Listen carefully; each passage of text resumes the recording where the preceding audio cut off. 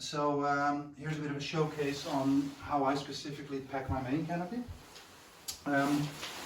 This is a Winix 135, and yeah, the packing, the smaller the canopy, the easier this part is because the lines are a bit shorter. With bigger canopies, everything is a bit with longer hands.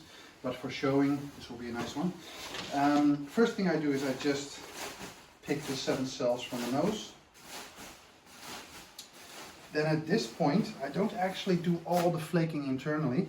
All I do is I give it a shake. And now if you come look in here, then you will actually see that everything is already sort of flaked properly without doing too much. So at this point, I just put this between my legs and I don't really do anything else. Now all I have here is I have all the line groups, so A, B, C and D lines. And then if you come closer and you look here, then I have on the outer lines here, on the, I think that is the C lines, there's basically a bungee on the most outer line here, B lines. And that bungee on the most outer lines here, all I do is all I do is basically take the slider, take the tip of the slider, and just take that bungee and pull the slider slightly through. And then the other side, same story. Take this bungee, pull it through. The function of this is to basically prevent the lines that can slide over the canopy, that can create a line over. So it basically just covers all the lines on the inside. So no matter what you do in the rest of the packing, there's no lines that can migrate around the canopy. On some of the PD canopies, you will actually find these little tabs on the corners here. And there's like a little clicky thing here, which essentially is the same function. So from this point onwards, I don't really do much more with the flaking. All I do is I grab the tail. Like I said, this is with a smaller canopy a little bit easier. Then with one knee, hold it back. I don't really twist or rotate the nose. All I do is pack it in, basically just push it in flat. Anything that you rotate can also come out with one corner before the other. And if your nose is opening and one side basically unrolling catches air before the other, you have like a 90 or a 180 off heading. So at this point on the ground, all I do here is make sure that the pilot chute is cocked and the bag is fully ready. This is a stowless bag, so a bit easier to pack than the ones with the bungees, but not too much difference. Put my knees on the corners here, push this up, and then move the knees upwards, so you're not fully sitting on the canopy but on the sides. Now if you look here, on the attachment point, there is here this sort of pocket that you get. So that happens just from the reinforcement tape in here. You can actually get under the canopy, and this sort of pocket that you have here, I use that to actually fill the last bit of the canopy with that.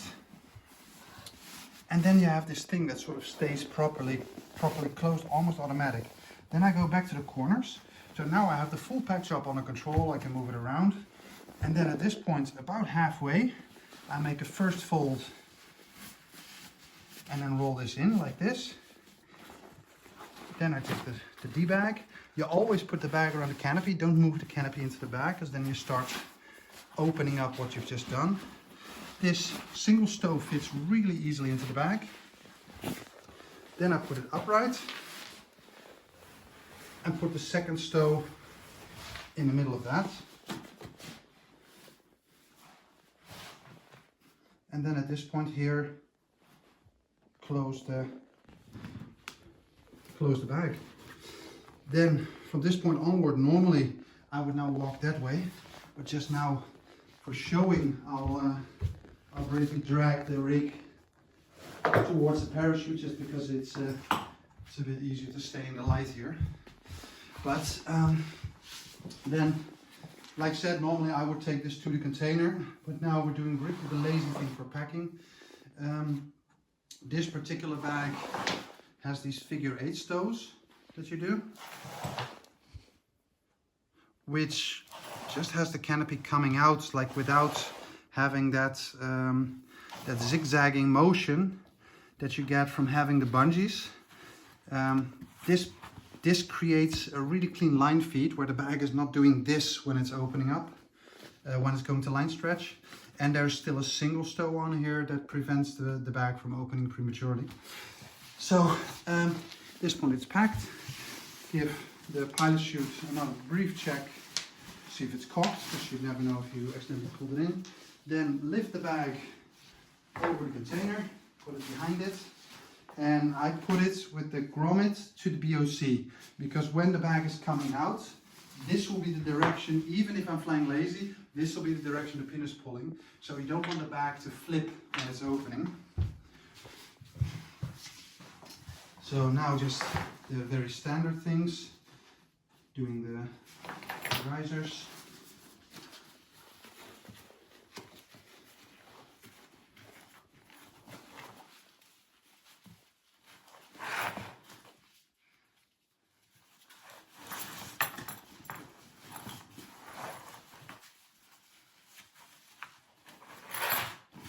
And from here, of course, the pull-up goes through the loop.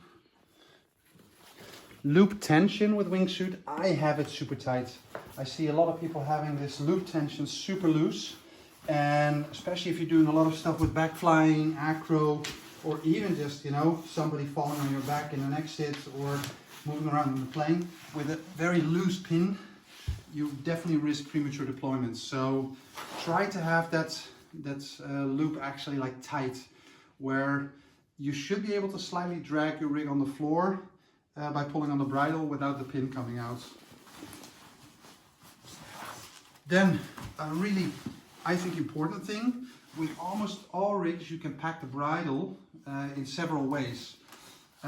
Even though a lot of rigs from older design typically want to have the bridle come out from the top, with the bridle tucked under and locked, you can create this this pin lock from this basically being locked and your pin not coming out. So I would always recommend, and that's also what a lot of manufacturers recommend, have your bridle come out at the bottom under the loop, then close both grommets.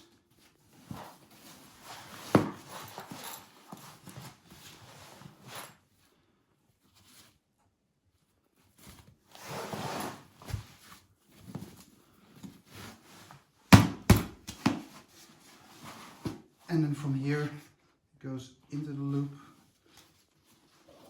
pull it goes out, and then tuck away the bridle underneath.